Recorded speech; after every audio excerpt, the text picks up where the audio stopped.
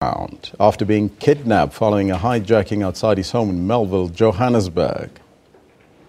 The musician was kidnapped early this morning with a band member. Now, they were returning to Melville after performing at a gig in Soweto. Nova is a Summer Award-winning artist who is famous for his hit song, Ndikupandile. Meanwhile, police have launched a manhunt for 3 armed suspects. Thank God Vusiman has been found. He is at the Brixton police station at the moment, and nobody was hurt, well, except beaten up, but everything is fine. The vehicle is obviously still missing, and we will recover. Well, that is why we're asking you this question on a poll this morning. Have you experienced this? Have you found that there's an increase in muggings and other street crimes in our cities? Wherever you are in this country, in our 9 provinces, have you experienced that? So far, 190 votes in, and 94% of you are saying yes. It has reached crisis point. Muggings and street crimes. Only 6% are saying no. Those are the ones, of course, behind high walls, I would gather. But let me know what's on your mind. We'll read those comments as they continue. But Katlejo says, there's no police visibility in the towns. They're crowded in the police stations. Hijackers are getting worse. Celeb or no celeb. We need military forces now. Now, these are some of the comments already, Eben, that we've heard from our viewers coming in. And it seems that it's a disturbing trend. It's a constant theme, and you know, whenever we see these high-profile cases, of course, it's on the front pages, and it's even our lead story today. But you know, when Joe Bloggs is walking in the streets and he gets mugged, and it happens all the time, nothing happens. For me, I don't see enough police on the streets. I don't see enough police on things like bicycles, on things like horses.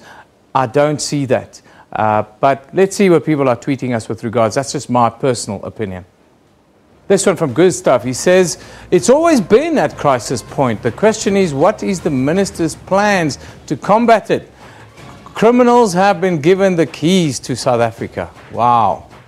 That's a strong stuff. Well, Nkutalo says it's a big yes. And the solution, I think, if a bail can be abolished, at least that will assist, says Nkutalo. Well, these are some of your comments. We'll come back to those in a short while. Meanwhile, judgment in the so-called coffin case is expected to be delivered this morning in the Middelburg High Court in Mpumalanga. We'll go there live a little bit later. Theo Jackson and Willem Oosthuizen allegedly forced victim Lotshwa into a coffin last year after accusing him of stealing copper cables from their farm. The state prosecutor says the accused must be found guilty on all 7 charges, which include kidnapping and assault with intent to cause grievous bodily harm. A lawyer for one of the accused argued that their intention was to scare the alleged victim. For the latest on the story, we're joined now by our SABC reporter Sibongile Mkhani Mpolweni at the Middelburg High Court in Mpumalanga. A very good morning to you. And can you tell us what can we expect today from the coffin case that has attracted so much attention, Sibongile? Good morning, Elvis. Yes, it has attracted so much attention from community members living in this area and abroad of South Africa. We've got international media. We've got everyone coming into this case. As I speak to you right now, I have with me Brigadier Leonard Tlati, who is the provincial police spokesperson, just to tell us about the contingency plans they have in place for this case. Brigadier, good morning. Good morning. What are the contingency plans you have for this court case this morning? Yeah, what I can say is that we have got enough police members that we have deployed around this area. I must also emphasize the fact that we also working with the traffic department. They are here. We have cordoned this area. It is a no-go area for the duration of this court case. So we are saying also people must behave themselves when they come here, because we leave no stone unturned. Our police have geared up to make sure that the place is safe, because we need to safeguard everybody who's coming here. As we have also seen as police that we have got international media here. We cannot spoil the day, and we can make ourselves fools as South Africa. So we need to behave well. So we are saying we do not actually think that anything anything can happen. Hence, since the beginning of this case, we have not yet seen anything which is wrong. So we applaud members of the committee for that. So we hope and believe that even today, the status quo is going to remain. Thank you. That was General Hlati. I'm just going to quickly move out of shot, Elvis, just to show the viewers that the road is indeed cordoned off. There is no traffic flowing on the road that is coming here.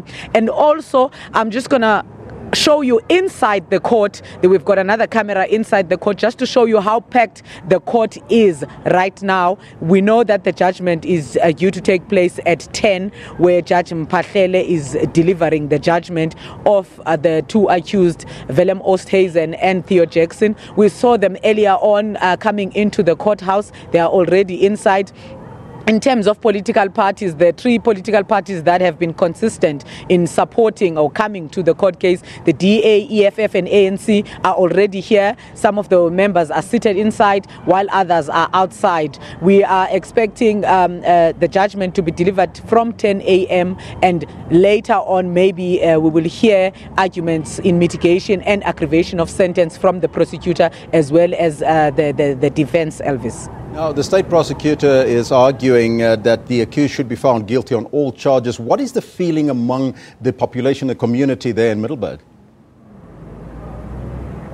The feeling among the community is that the accused must be found guilty, especially when the video was played in court. There are two sets of videos. There's one that is shorter and there's a longer video where we actually see and hear Victor Mlotshwa begging for his life and screaming inside that coffin, begging for them not to put him there. And we hear one of the accused saying to him, "Yeah, go inside, go inside. You want to die slow or fast. You think you are clever." And we also see one of the accused putting his boot on top of the lid of the coffin, trying to close it. Now, that is where the attempted murder charge comes from, because the prosecutor is actually saying that what if they had managed to close that coffin and that Victor Mlotshwa had suffocated inside and died? What then would have happened? And also he's saying that when they went for inspection in Loco, where this incident happened, they put that coffin into a ditch, sort of a hole, or we can call it a ditch, where the prosecutor went inside it and put his hand up just to show how deep that hole was. He even put it to the accused that had Victor Mlotshwa died in that coffin there, no one would have known anything about it. And they disputed that. Of course, their evidence is that they were trying to just scare him off. They were not trying to kill him or any of that. But they admitted in court that they did use some level of violence. One of them, actually, Theo Jackson, admitted that he did use some level of violence towards him, even though their evidence is that they only wanted to scare him. Also, we heard in court that it was not the first time that coffin was used to scare black people. They said that they had heard, Willem Oosthuizen said that they had heard before that black people were terrified of coffins. So whenever they caught people stealing there at their farms, they would use that coffin just to scare them off. Another thing that was also mentioned in court is that they both accused are saying that Victor was stealing copper cables there. And when they were asked by the prosecutor why, when they were taking pictures and also videos, because the reason they stated for taking the picture and video was that they wanted to show that they did not harm him or assault him, and that they only wanted to scare him, as there were allegations before that whenever they had arrested people at the farm who were there to steal, they had assaulted those people. So in that video, it was their evidence to show that they did not assault this one. We know that Victor's evidence is that he was assaulted and that after the ordeal he was bleeding, and that they didn't let him go. He actually flee away from them when after they had put him inside that coffin. They also admitted that they tried to prevent him from leaving, from running away several times, and the way they drove when they were going to fetch the coffin, they had put him at the back of the bakkie. Victor is saying he was tied by cable ties. They are saying he was not tied, and their argument their evidence in court is that no, they wanted to scare him and they put him at the back of the bakkie. But during cross-examination, Theo Jackson said that, yes, they did prevent him from running away, which then proves the kidnapping charge, Elvis. But we leave the rest to Judge Mpahlele. We will hear what the judgment says this morning. Thank you so much, Sibongile Mkani Umpolweni. They're coming to us live from Middelburg. We'll get an update a little bit later and probably go there live on that case. It starts at 10 o'clock, so we'll go there live then.